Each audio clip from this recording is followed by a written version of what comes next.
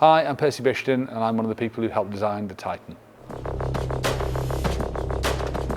Every year our comp gets bigger and bigger, and I think that's just going to keep growing, especially having this wall that's an IFSC standard wall. The Titan in name is pretty lofty, the Titan in shape is pretty lofty, and I think you feel that as a climber. You feel the bigness of it. Some of the best moments I've had in my career as a route setter, they've all been on the bouldering wall.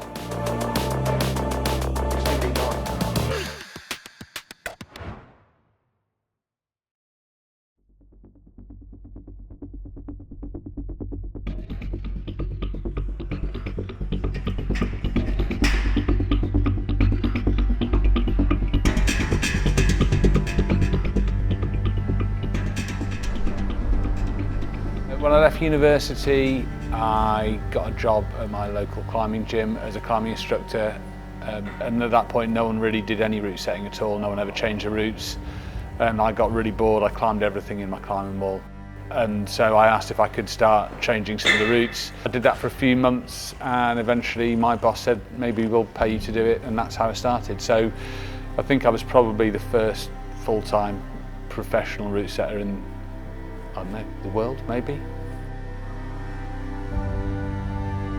My name's Percy Bishton. I'm the owner of the Climbing Works in Sheffield. I'm an IFSC head route setter.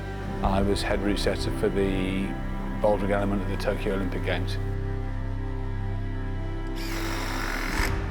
Route setting is a strange process. It's a creative thing, but it's also a practical thing. So you have to be able to do the physical work, which is quite hard, but then there's the creative element, and then there's the fact that stuff has to be tested and tested and tested until it works properly. So it's a really kind of unique set of skills that all kind of combine to be a route setter. If you've done your job properly, then maybe one or two climbers will be successful on your boulders or on your routes, and having to watch lots of people have multiple attempts which fail can be very, very stressful. So you put yourself through this awful car crash of emotions, trying to deal with the stress of nothing happening for that one moment where all of a sudden someone does something amazing.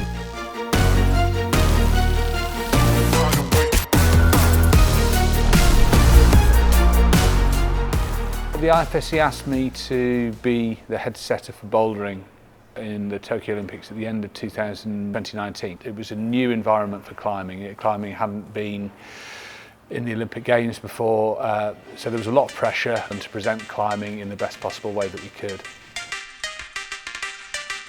If you don't go bouldering and you don't understand what's going on, sometimes it can look a little bit strange and difficult to understand. Lead, we know what's happening with lead. You're trying to get to the top, and we know what's happening with speed. Boulder is a difficult, sort of the black sheep of the family in many respects, and it doesn't sit particularly easily alongside. It's quite hard to understand. It's not a very spectator-friendly sport to watch in many respects, but on the other hand, some of the most magical moments in sport climbing happen on the boulder wall. Some of the most amazing feats of strength and flexibility and coordination happen on the boulder wall.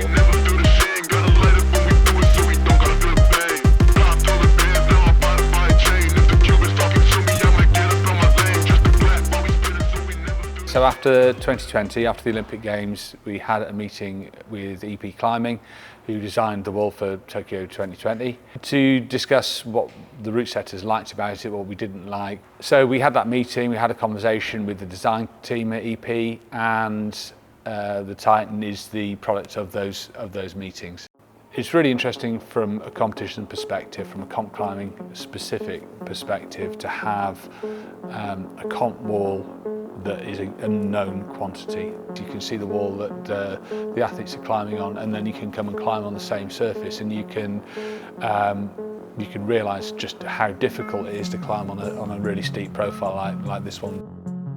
There's all sorts of interesting ideas and possibilities you can have where you have the same wall in different places. So yeah, you can have identical problems in different parts of the world, so you could compete with people on different continents. You know, there are lots and lots of opportunities. It's a really interesting idea and one that we haven't really explored before.